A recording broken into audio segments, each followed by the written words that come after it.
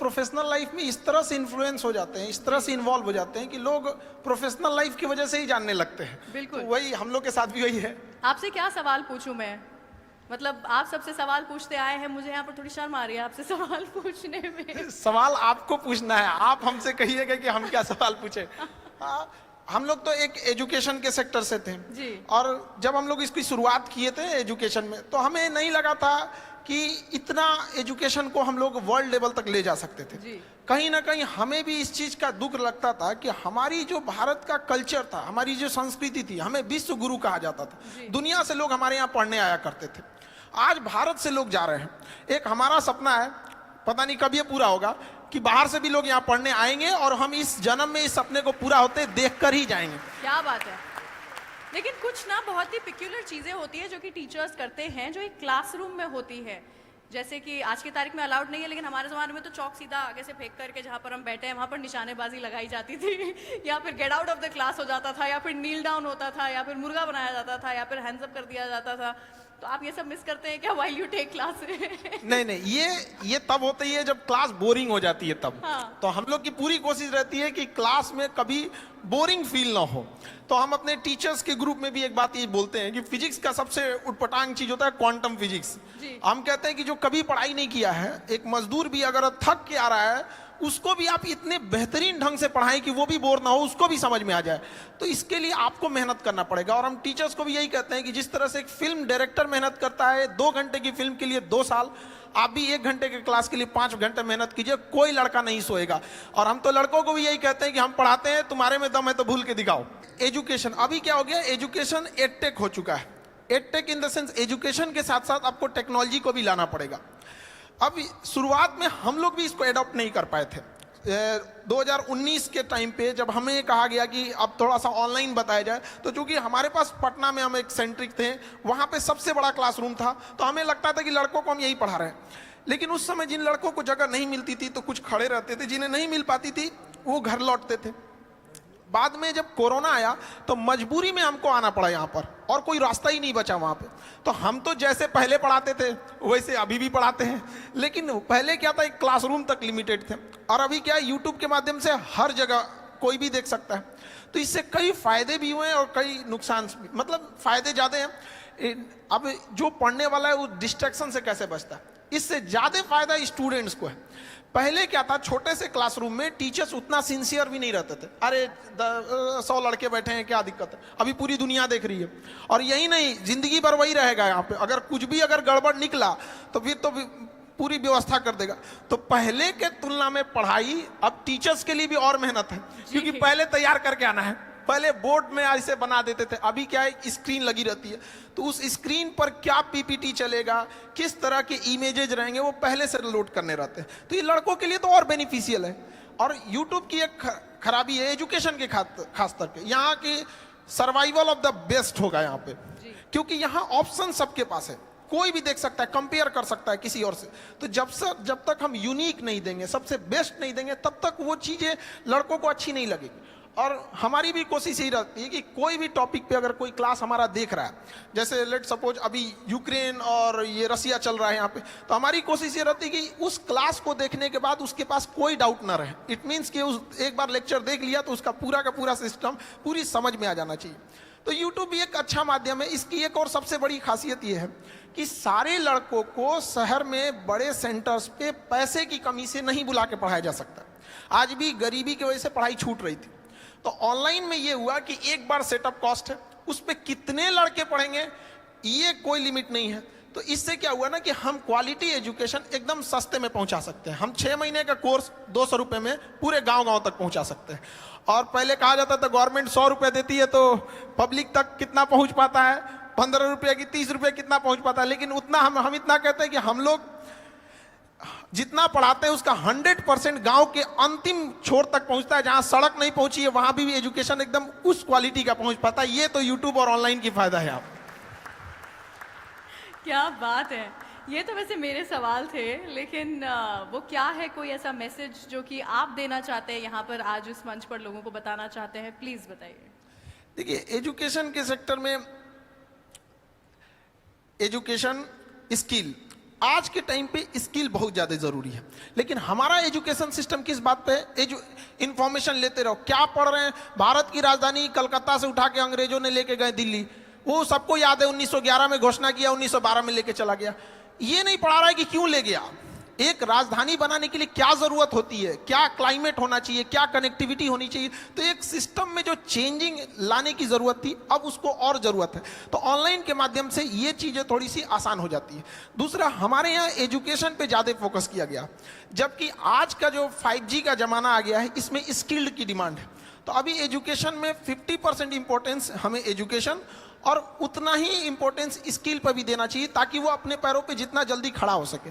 हमें एम्प्लॉय जो current education system है उसके हिसाब से देखेंगे तो हमें ज़्यादा अच्छे एक एम्प्लॉय मिल पाएंगे, बट एक ब्रॉड लेवल पे थिंकिंग वाली डेवलपमेंट करने की अभी भी ज़रूरत है। एजुकेशन में अब जैसे आज़ादी के इतने साल हो गए, लेकिन आज भी हम लोग स्ट्रगल कर रहे हैं कि क्यों नहीं हम डेवलप हो पा रहे हैं।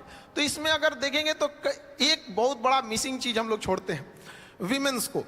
गर्ल्स एजुकेशन को हम लोग छोड़ रहे हैं, और मेल जो है उन्हें लगता है कि अपने दम पे अकेले ही देश को लेके चले जाएंगे, और आज़ादी से लेके आज तक वो ट्राई कर रहे हैं।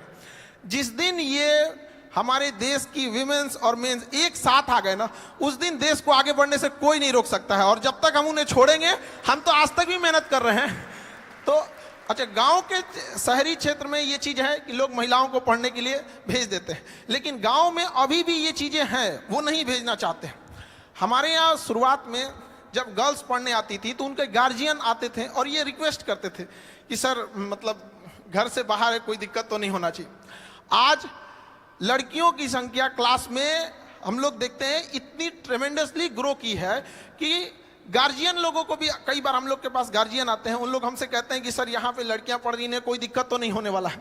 हम लोग उनके लिए पूरी प्रॉपर व्यवस्था रखते हैं, और कहते भी हैं लड़कियों से कि जो माँ बाप अगर आपको पढ़ने भेजे हैं तो समाज से लड़ के भेजे हैं, आपकी जिम्मेदारी ज़्यादा बनती है।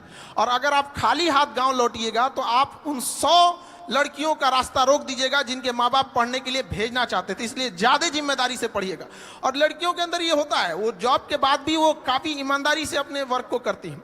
हम जो छोटे से पटना से हम स्टार्ट किए थे, धीरे धीरे जब ग्लोबली हो गया तो हमें अब इंडिया के बाहर भी अपने सेंटर्स डालना है बहुत जल्दी इस चीज़ को, क्योंकि मेरा सपना है विश्व गुरु भारत को एक जगह जहाँ ले जाना था। तो कारपोरेट ऑफिस जब हम लोग ने दिल्ली में डाला तो वहाँ 200-250 एम्प्लॉय जब आए तो वहाँ हमको एक चीज फील करने को रहा था कि जहां 10 लड़के बैठ जा रहे थे वहां कुछ अपनी गपशप भी करने लग रहे थे, कभी डिसिप्लिन की इशू आ रही थी, कभी कोई कैसे आ जा रहा था। तो हम लोग सोचे कि इसको परेशान हो गए थे समझाते समझाते। आप बिलीव नहीं कीजिए, बिना मेहनत वो सॉल्व हो गया एक दिन के अंदर। हम लोग ने 15 के बीच में ना एक गर्ल्स को रख दिया। अब उसके बाद से कोई मेहनत नहीं करना, पूरी डिसिप्लिन है हर 10-15 के बीच में। तो ये तो पावर होता है उनके अंदर, तो उनको अपनी पावर पहचानने की जरूरत होती है। कई बार ना वो इतनी फ्रस्ट्रेट कर दिया जाता है उनको ना कि वो जिस लड़ाई को लड़ना चाहती है वो उससे भटक जाती है, क्योंकि उनको ना उनका अपनी शक्ति, उनके अंदर पावर है। जिस तरह से जामवंत की जरूरत थी हनुमान जी को उनकी शक्ति बताने के लिए, उस तरह से महिलाओं को भी अपनी शक्ति पहचानने की जरूरत है। और जिस दिन क्लास में, हम तो यही कहते हैं, जिस दिन किसी शिक्षण संस्थान में, एजुकेशन वाले में जितने लड़के हैं उतनी लड़कियां हो जाएंगी, तो फिर ज्यादा दिक्कत नहीं आने वाले कुछ समय में देश अपने से बदला हुआ नजर आने लगेगा। क्योंकि शिक्षा ही एक ऐसा जगह है, एक ऐसा हथियार है जिससे हम हर तरह की कुरीतियों से लड़ सकते हैं। और अगर बहुत सारे ऐसे एग्जाम्पल हमारे समाज में देखने को मिलेंगे जिनके पिताजी पढ़े थे लेकिन बेटा कुछ नहीं कर सका, लेकिन ऐसा एग्जाम्पल आपको ना मिलेगा कि जिसकी माँ पढ़ी हो और बेटा अनपढ़ रह गया हो। ये एक जिम्मेदारी होती है माँ की। हमको अभी भी याद है जब हम लोग पढ़ाई करते थे, मेरा कुछ अभी स्टूडेंट लाइफ में थे, तो मेरी मम्मी के पेट में पथरी था। तो वो डॉक्टर कह रहा था कि इसका इलाज करा लीजिए, बहुत रिस्की हो सकता है। लेकिन मेरी मम्मी कहे कि नहीं, ये पैसा दे देंगे ना तो मेरा बेटवा पढ़ेगा कैसे। उस पथरी के पत्थर लेके मेरी मम्मी ने मेरा फीस भरा था। और हमको आज भी याद है कि हमको ना जब एग्जाम में हम लिख रहे थे तो मेरा ना वो हाथ कांप रहा था कि हमको किसी भी तरह से सक्सेस होना है, वरना हम अपनी माँ के लिए जिम्मेदार हम ही होंगे। तो मेरी मम्मी पढ़ी नहीं, लेकिन हम इतना तो कहते हैं कि अगर माँ पढ़ी नहीं हमको यहाँ पहुँचा दी, अगर पढ़ी रहती तो कहाँ पहुँचा देती।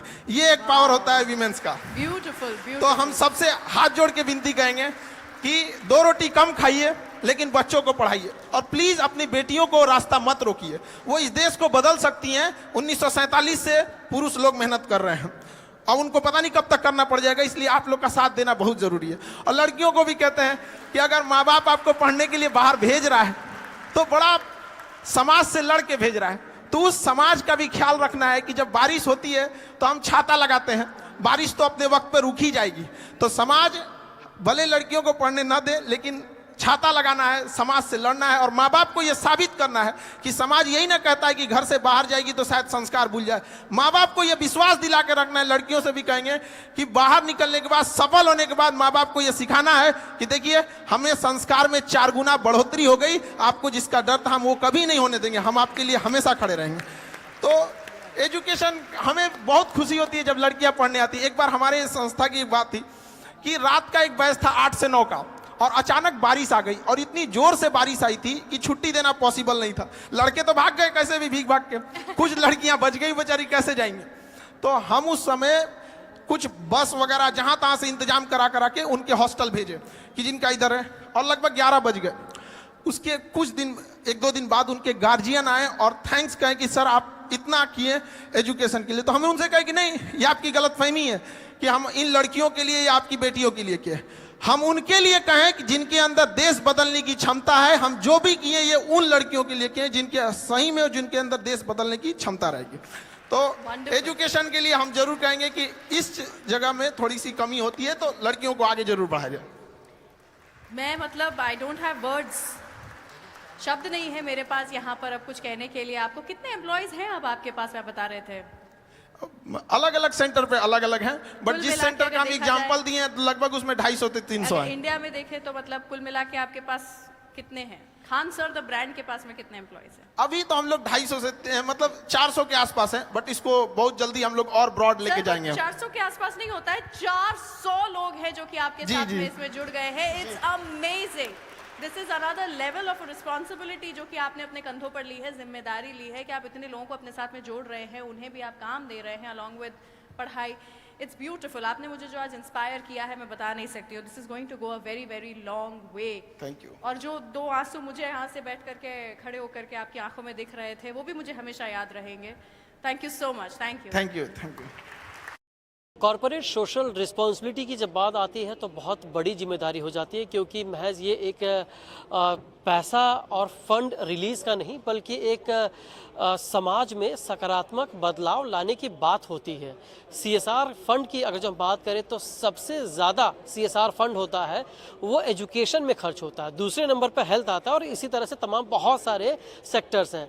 एजुकेशन की बात हो और खान सर का नाम ना हो तो ये हो ही नहीं सकता। The CSR journal excellence award के मंच पर खान सर बतौर यूथ आइकॉन इनको नवाजा गया। हमारे साथ खान सर मौजूद है। सर एजुकेशनिस्ट हैं आप, CSR और एजुकेशन को बिल्कुल अलग से नहीं जोड़ा जा सकता, मतलब इसको अलग नहीं किया जाता, इसको जोड़कर ही देखना ज़रूरी है। सर कैसे और क्या? देखिए, सबसे पहले तो जो आपका ये CSR जनरल जो आप लोगों ने इधर ऑर्गेनाइज़ किया, ये सबसे सैल्यूटेबल वर्क है आप लोग का, क्योंकि जो कंपनियां इतने हैवी टैक्स रेट, देखिए GST, इनकम टैक्स, इन सब के बावजूद अगर कोई अपने उसमें से CSR के लिए अलग से फंड निकाल रहा है, इट मीन्स वो उसके लिए भी उसको आप लोगों ने जो अप्रिसिएट किया, ये बहुत बेहतरीन काम है। और जो CSR फंड को जो एजुकेशन की ओर ले आया जा रहा है, इसमें से वुमेन एजुकेशन है, जो महिलाओं के लिए एजुकेशन है, और ख़ास करके रूरल एरिया में इसमें फंड करने की काफ़ी ज़्यादा ज़रूरत है। सर एजुकेशन में आप काम करते हैं, आप कुछ अपील करना चाहेंगे कॉर्पोरेट के साथ कि कुछ आपके साथ कुछ वेंचर हो, कि क्या क्या अपील करेंगे? अपील ये है कि देखिए, एजुकेशन को मतलब एजुकेशन एक सबसे लोएस्ट प्राइस पे होना चाहिए, खास करके इंडिया जैसे देश में। हमारे यहाँ एजुकेशन बहुत शुरुआत से बहुत पीछे रह गया एजुकेशन। तो कारपोरेट जो फंड्स आते हैं उनको एजुकेशन में अगर वो ले आके इसका सदुपयोग करते तो अच्छी बात है। हम भी यही कहेंगे कि एजुकेशन पे ध्यान देना चाहिए। एक्चुअली ये होता है क्या कि एजुकेशन में इंफ्रास्ट्रक्चर और कैपिटल इन्वेस्टमेंट बहुत ज़्यादा आता है और तुरंत इनकम नहीं देता है। वो उसका आउटकम बहुत लंबे समय बाद दिखता है। अगर कोई यूनिवर्सिटी है या कोई कॉलेज है, कोई इंस्टीट्यूट है, तो कम से कम उसको 5-10 10 साल मेहनत करना पड़ेगा, तब उसका एक आउटकम दिखेगा। तो इस वजह से बहुत सारे लोग ना जो कम समय में आउटकम चाहते हैं वो लोग इससे भागने लगते हैं। तो एजुकेशन को भी, इस CSR को भी इस सेक्टर में एक और बेहतरीन ढंग से देखने की ज़रूरत है। सर एजुकेशन की बात करें तो सिर्फ यही होता है कि किताबी पढ़ाई, स्किल डेवलपमेंट भी एक एजुकेशन होता है जहाँ पर CSR का अच्छा खासा फंड इस्तेमाल होता है। सर इसको और बाइफरकेट कैसे किया जाए ताकि CSR का जो पैसा है वो बहुत अच्छी तरह से यूटिलाइज किया जा सके, मतलब एजुकेशन में क्या क्या हो सकता है? देखिए, एक एजुकेशन में ना आप देखिएगा ना, तो हमारे यहाँ जो रिच फैमिली है उसको तो पैसे की कोई प्रॉब्लम नहीं हो, तो उसके लिए स्किल वगैरह नहीं, वो बेहतरीन ढंग से अपना एजुकेशन देते जा रहे हैं। लेकिन एक जो lower than middle class family, उनके लिए ना रोजी रोटी है, वो कंफ्यूजन में हो जाता है कि हम कमाए कि पढ़ाएं बच्चों को। तो वैसे लोगों के लिए स्किल बहुत ज़्यादा ज़रूरत होता है ताकि वो अपनी मिनिमम ज़रूरतों को अपने स्किल के दम पे अर्न कर सके, और बाकी वो अपने नॉलेज और आगे स्किल और चीज़ों को निखार के आगे बढ़ सके। तो 50% एजुकेशन पे और 50% स्किल पे, दोनों साथ रखना चाहिए ताकि दोनों एक साथ पैरेलल हो सके। सर आप रिमोट इलाके से आते हैं, आप ऐसे देश की जनता को रिप्रेजेंट करते हैं जो यूथ है, एजुकेशन आपके लिए एकदम से आपको बिना इससे जोड़ा कर ही देखा जाता है।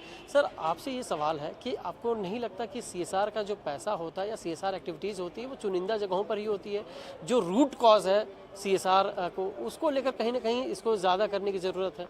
हाँ, अब CSR का फंड कौन किस एरिया में लेके जाता है ये तो हम लोग के कंट्रोल में नहीं रहता है। लेकिन हाँ, एक है कि डिजिटलाइजेशन जब से हुआ है, 5G या फिर डिजिटलाइजेशन की वजह से, उससे एक फ़ायदा हुआ है कि जो रिमोट एरिया थे वहाँ तक एजुकेशन अब अच्छे से पहुँच चुकी है। और डिजिटल होने से एक फ़ायदा ये हुआ है कि मतलब लो कॉस्ट में एजुकेशन एफोर्ड हो सकती है। अच्छा सर, मैं आपका वक्त ज़रूर ज़्यादा लूँगा क्योंकि आप पकड़ में जल्दी नहीं आते और बहुत सीमित और बहुत कंजर्वेटिव आंसर आप देते हैं। आपसे जानना चाहेंगे बहुत सारी चीज़ें, मेरी बहुत जिज्ञासा और मैं बहुत दिनों से आपसे बहुत सारे सवाल मेरे हैं, उनसे जानना चाहूँगा। सर आपकी जीवनी, आपका जो संघर्ष है उसे दुनिया जानती है, दुनिया जग जाहिर है वो। सर लेकिन उस जीवन और उस संघर्ष के पीछे के बाद जो मजबूती आपको मिली है उसके बारे में मैं चाहूँगा कि उन सब चीज़ों के बारे में आप हमारे सिर्फ संक्षेप में बताएं। देखिए, हम लोग तो एक एजुकेशन से जुड़े रहे हैं लोग, और अमूमन ऐसा कहा जाता है, ऐसे लोगों को लगता है कि उनका स्किल या एजुकेशन काम आएगा कि नहीं आएगा। बहुत सारे लोग अभी भी सुनते होंगे, लोग कहते हैं पढ़ लिख के कोई राजा हुआ है, जब उटपटांग बातें लोग करने लगते हैं। स्किल एंड एजुकेशन कभी खराब नहीं जाता। हम हर लड़कों को कहते हैं जी जान लगा के, अभी यंग एज है, मेहनत करो यहाँ पर। जितना ज़्यादा स्किल और एजुकेशन को अपने अंदर लाएंगे वो एक तरह का इन्वेस्टमेंट है, वो आगे जाके रिटर्न देगा ही देगा। लेकिन आजकल के यूथ ना शॉर्टकट भागना चाहते हैं। एक स्किल्ड और एजुकेशन दोनों को बैलेंस लेके चलना चाहिए। सर सब लोग खान सर कहते हैं, आपका नाम लोग आपके नाम मतलब जानने के लिए लोग कंपटीशन लगाएं कि खान सर का नाम इतना इनाम पाओ। नाम तो बता दीजिए सर। नाम में क्या रखा हुआ है? देखिए, इंसान को अपने काम से, प्रोफेशन बाय प्रोफेशन जाना चाहिए। आज किसी को भी नाम से हमारा काम, एक शिक्षक का काम क्या होना चाहिए? पढ़ाना। पढ़ाई में अगर किसी को कंप्रोमाइज़ हो या दिक्कत है तो उसके लिए हम क्या है, उत्तरदायित्व हमारा बनता है। यहाँ पे पर्सनल चीज़ों में उतना हमको ज़्यादा दिलचस्पी नहीं रहती है। हाँ, पर्सनल चीज़ों में आप एकदम से कतराते हैं। लेकिन एक चीज़ आपसे जानना चाहूँगा, आप ऑनलाइन सारी चीज़ें करते हैं, बच्चों को पढ़ाते हैं, वो मिस करते हैं क्या? वो बच्चे जब अपना ध्यान नहीं देते तो चौक फेंकना या फिर बच्चों का अटेंशन पाना, वो कैसे संभव हो पाता है? वो अटेंशन ही नहीं मिल पाता होगा ऑनलाइन? हम लोग ऑनलाइन ऑफलाइन दोनों हाइब्रिड मूड में रहते हैं। जब ऑनलाइन की बात आती है जब ऑनलाइन, देखिए, धीरे धीरे एक्सपीरियंस आ जाने के बाद ना चीज़ें हैंडल हो जाती है, और पढ़ाते पढ़ाते इतना अनुभव हो जाता है कि कहाँ पे स्टूडेंट को प्रॉब्लम आएगा, किस टॉपिक को तेज़ी से निकालना चाहिए और कहाँ थोड़ा सा ब्रेक लेना चाहिए, तो धीरे धीरे अनुभव हो जाता है।